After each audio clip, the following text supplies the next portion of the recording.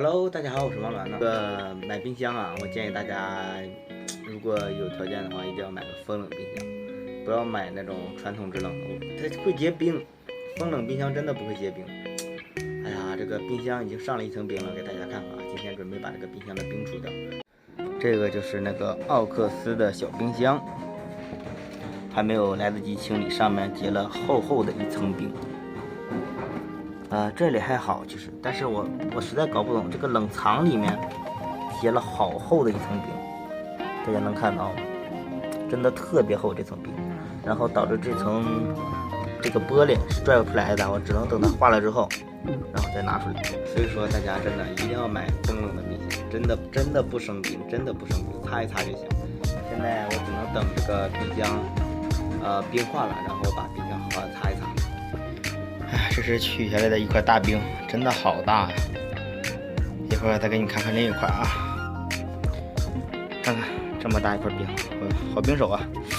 先拿不住，拿隔了好久啊。冰箱已经还在化着，然后炸了炸那个大溪地的烤肠，就是老罗不卖过大溪地的鸡排，我记得上次买货的时候说过，但是这个突然间走了这么多天，带回来再吃。我朋友说这个不好吃，我刚尝了一下，确实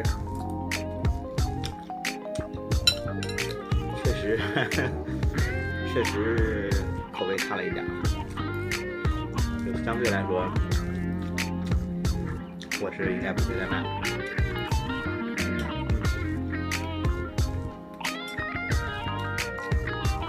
怎么说呢？我是油炸的，我朋友应该是煎的。口感偏面，然后味道的话确实不够好吃，就只能吃到面粉的味道，吃不到肉的味道，可能也是因为它太便宜，但确实差了一点。这是最后一块，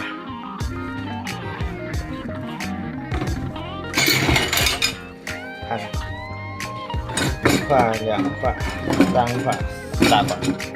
上午还清理了，处理不少，真的太冰了。